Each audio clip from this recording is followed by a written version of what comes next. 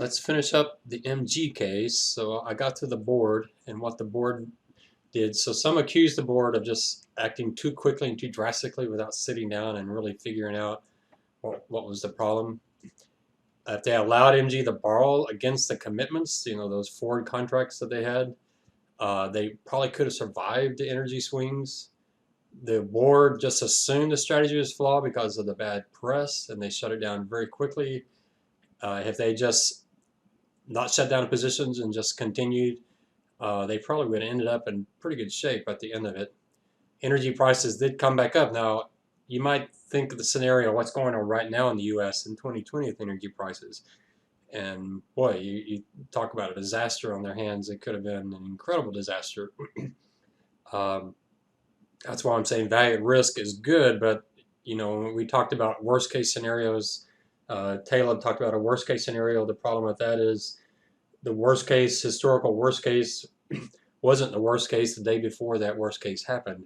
And so this year we're seeing some worst case scenarios, although 2008 was pretty dramatic as well when energy prices dropped from 100 and something down into the 20s. So we've seen some extremes that were not seen at all. You look back at the history, um,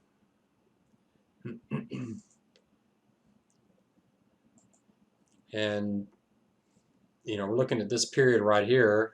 Yeah, energy prices dropped a bunch, but you imagine if they'd have valued risk, they would have not run anything like this. They would not have run anything like that. Certainly not anything like this.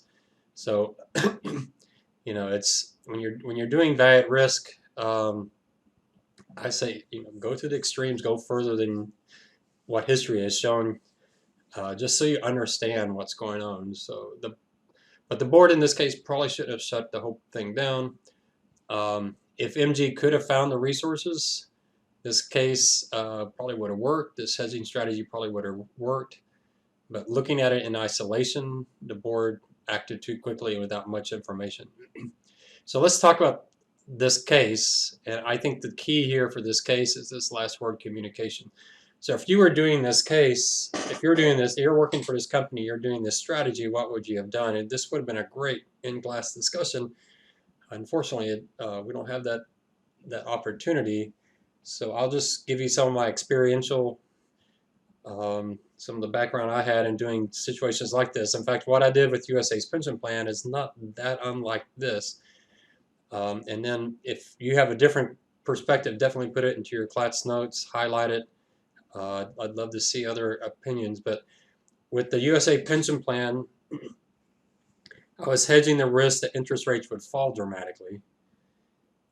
And so if interest rates fell, my swap was going to be up in value, and that's what ended up happening. But we had never done swaps before. It was a very new strategy to USA. So if interest rates had actually risen, I would have had huge losses, hundreds of millions of dollars of losses on that swap. Those losses would have been offset by the pension liability, so I probably would have been okay, I think. But if someone goes to management and says, wow, we got a $600 million loss on the swap that Ron Sweet set up, how would it work? And so I checked, I think, most of these items. So one of them is the disclosure risk, the difference between German and U.S. accounting. I did not have that issue with the pension plan because pension plans are fair value accounting. So my liabilities and assets were both being marked to market, so that gave me great protection, made it much easier to run this scenario. But I still sat down with the accounting department and we went through huge scenarios. What if interest rates do this? What if interest rates do this? What if the stock market does this? What if interest rate assumptions do this? Going through each assumption and seeing what the impact was going to be on the plan. I also went to legal to make sure everything we're doing would have been accepted by the federal regulators. I went to tax to make sure there was no tax implications, and usually with pension plans, that's another huge advantage of pension plans. They're tax-deferred vehicles, so taxes is not an issue. So I had a lot of advantages that 8MG does not have. But one thing that we did that I think would have worked really well in their situation, first, running the scenarios. They should have sat down and run the scenarios. They should have sat down with accounting. I think they should have sat down with their funding sources, with their banks, and run 3 scenarios with them to say, hey, this is what we're doing. if we get margin calls on this, we're going to need to borrow money, but we'll let our forward contracts be collateral for those loans. Um, walking through that funding side would have been really, really important, and even going through a fire drill to make sure they could borrow the money when they needed to. They should have gone through all those scenarios, and then they should have gone to the board and to senior management and said, this is what we want to do. By the way, this is what it will look like in this scenario. And then remind them repeatedly so that they remember, because they'll forget. One of the advantages I had at USAA was I had ideas I really wanted to get implemented. I'd tell the CEO, he would say no. I knew if I waited 3 months, I could probably get him to say yes the next time around. So because they're so busy, they got so much going on, they forget whatever I would bring to them. So I could often just wait out my time. So, but the negative of that is that they do forget. They forget why they made a decision, and they don't remember you showed them these extremes. So I would keep reminding them. Remind your boss. Bosses can be the worst. Bosses often go to the mode of I got to save my own job, so I got to find a scapegoat. So you want to constantly remind them that, hey, you're in this with me, and these are the scenarios we ran.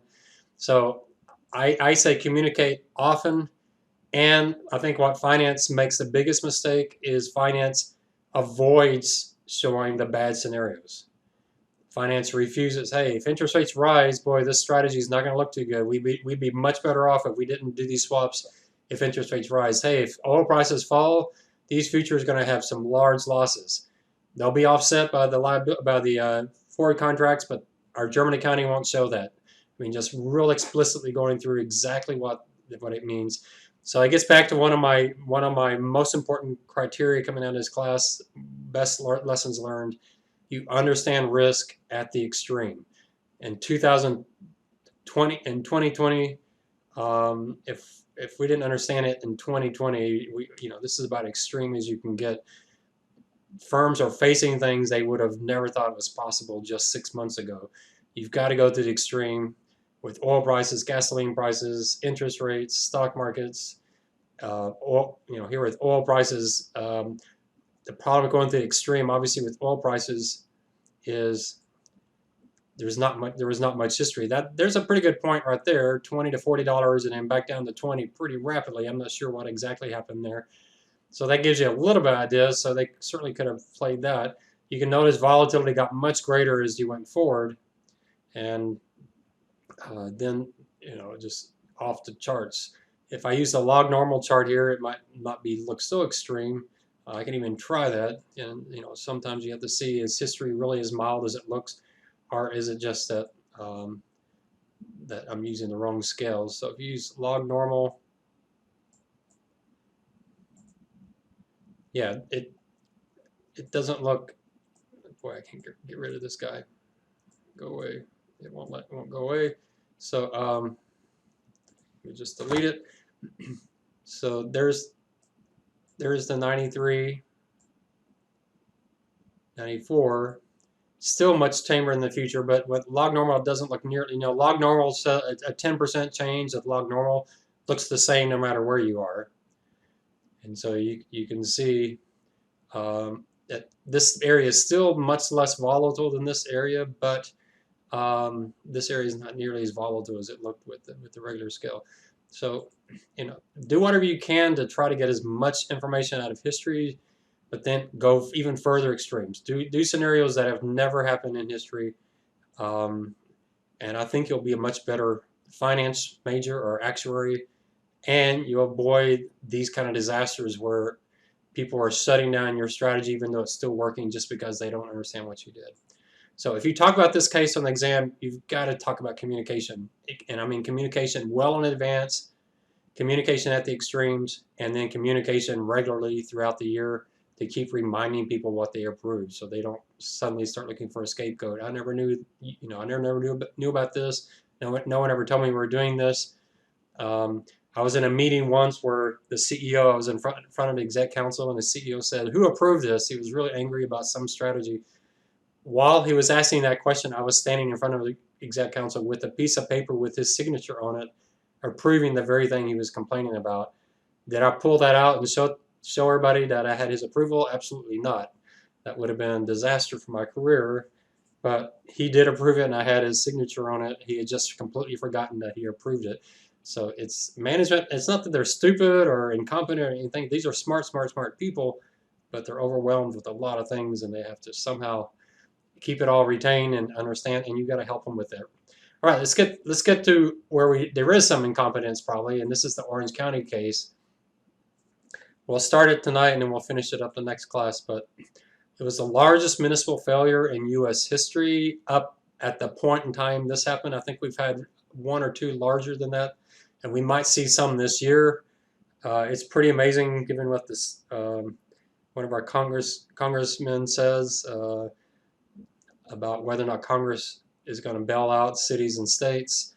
I can definitely tell it with my municipal bond fund that municipal bonds are really tanking right now. They're really selling off. So we might be in a worse spot today, but this was still a pretty bad case. So who is Orange County? It's a very wealthy county in California. It managed, and this is very, very important to understand this for the case, it managed the Orange County Investment Pool, which is essentially a money market account. So if you think money market, remember back to your investment class, money market accounts are essentially cash. They're supposed to take no interest rate risk at all. If you remember the concept of duration earlier in the class, a money market should have a duration very close to zero. When interest rates change, that it should not change their value. The fund had $7.5 billion in assets in 1994. This investment pool was subject to state law, so it's heavily regulated, and there was a 5-member board of supervisors that had oversight over this fund. The person running the fund was a guy named Robert Citron, so that's pretty convenient. You think Orange County and just think citrus, so it's easy to remember. I've done some reading on him. This is a horrible situation for him, but it looks like he had somewhat of a I don't know, redemption afterwards and somewhat pulled his life together. But it was quite embarrassing to him, and I think he may have even spent some time in jail because of it. But he did not have a finance degree, so that's good news. He won election for Orange County Treasurer. It was a 7th term. He was a Democrat running in a heavily Republican district, and he was winning continuously. It's strange to think that a portfolio manager is an elected official, but he was an elected official. So he'd been in his position for 24 years. He supervised tax collection and investment management. He must be like the tax assessor in San Antonio. He earned 9.4% return. Now you might say, wow, that's an incredible return. But remember, this is during the 70s and 80s when interest rates were double digits. But it's still pretty good because his competitors were only earning 9.4%. It's pretty wild for a money market fund to beat the benchmark by 100 basis points, by a full 1%. So he gained a reputation nationally. He was actually the front cover, I think, of Business Week as being one of the best investors in the country. In 1994, he ran against a guy named John Morlack, who later became Citron's replacement. And Morlack said Citron believes he can accurately anticipate the market at all times and also outperform everyone. That's impossible. He characterized Citron as making a bull market bet. Now, bull market bet with bonds is you're betting that interest rates will fall. And that's what Citron was doing, which in 94 was a really good bet to make because interest rates have been falling almost continuously for about 15 years. So yeah, he was in the right position, but he was making this bull market bet right when interest rates, at least according to Morlack, were about to turn. So there's the background of who this guy is. So what went wrong? So I'm going to go through what went wrong. You can see the major categories of lack of oversight, no clear lines of responsibility, pressure to make yield. We'll talk a little bit about that. Arrogance based on luck, not based on actual good strategy. Lack of skills. Citron, if he'd known just the stuff he learned in this risk management class, if you'd walked into his office from this risk management class, you could have greatly protected Orange County. even right out of school as entry level, you had skills that would have greatly saved Citron and saved Orange County if he would have let you implement them and if he would have listened to you. Doing things you don't know, betting on the past, leveraging up, those two combined are pretty terrible. Focusing on one risk and not focusing all risk. So again, with our risk management class, I've given you a list of risks you can think about. If he'd gone through that list of risk, he would have noticed one of them was called interest rate risk, the risk he was ignoring, and would have tested that and found that he was taking some huge risk. Assuming the market's going to rebound, we'll talk about long-term capital management. They had that same issue. Say, let's just wait it out. It'll turn back in our favor, and sometimes it doesn't turn back in time for you to survive. And then no measurement or reporting. So those are the main risks that are main problems that were caused. So let's start with a couple of them. We'll see how far we can get through these. So lack of oversight. So the Board of Supervisors left Citron alone. First, he had a great reputation, but secondly, he was elected. So why in the world, we don't need to tell him anything. He was elected. The voters wanted him. Why would we tell him how to do his job? Citron made himself difficult to manage. He was very defensive. I think the word down here later is prickly. Very defensive. Would quickly react to anyone who would challenge his authority. He argued that oversight was harmful because he needed latitude to maximize market opportunities. Another way for saying this is I need latitude to take uncontrolled risk. How do you maximize opportunities? You maximize opportunities by maximizing risk. But he was successful. He was betting on interest rates falling, and guess what? They kept falling. There were several audits done in 1994. That's the year they went under. None of them yet led to any restrictions on what OSIP was doing. The internal audit, now these are external auditors. The internal auditors, you'll see later, they actually said he was violating the law and doing things that were not allowed, but people were ignoring that. Rating agencies have obviously gotten some bad press based on what happened in 2008, but that bad press goes up even further. So S&P reaffirmed their rating. KPMG gave them a clean opinion, and S&P and Moody's actually affirmed the ratings of another city based on them investing with the OSIP. They say you invest with Robert Citron and we'll affirm your ratings. So that's the kind of reputation he has. Why didn't the rating agencies go in and do analysis? Now this is the kind of thing today the rating agencies would have caught. They would not let him get away with this, but that's because rating agencies and regulators and auditors are really good at assessing risks that have happened recently. They're not good at assessing a risk that hasn't happened yet. So yeah, so he didn't fool just his board of supervisors. He fooled some pretty sophisticated firms. And because of that, there was no clear lines of responsibility. The board didn't want to tell an elected official what to do. There is no accountability. And then I'll finish up with this one, and we'll come back next class with this one. But the last one I'll talk about is pressure for yield. California had passed Proposition 13, and what that was doing is there's a taxpayer revolt, and taxpayer says we're not going to pay these high taxes anymore.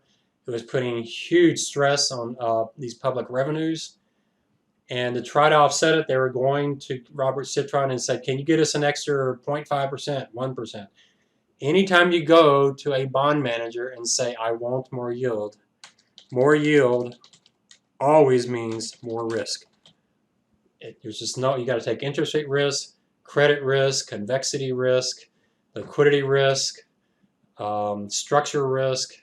There's anytime you tell a bond manager, get me more return, they'll get you more return by taking more risk. All right, so next class we'll finish up Robert Citron, and then we'll get into long-term capital management. I love this case, even though it's a little old, because it's a small microcosm of what we've seen since. So his losses, $1.5 billion, not a big deal. We've had $30, $40 billion losses with firms making the exact same mistake that he's making here, whether you want to talk about Lehman or Merrill Lynch. So I'll talk about some of that when we get to the end of this case, but I still love this case. I think it's really insightful.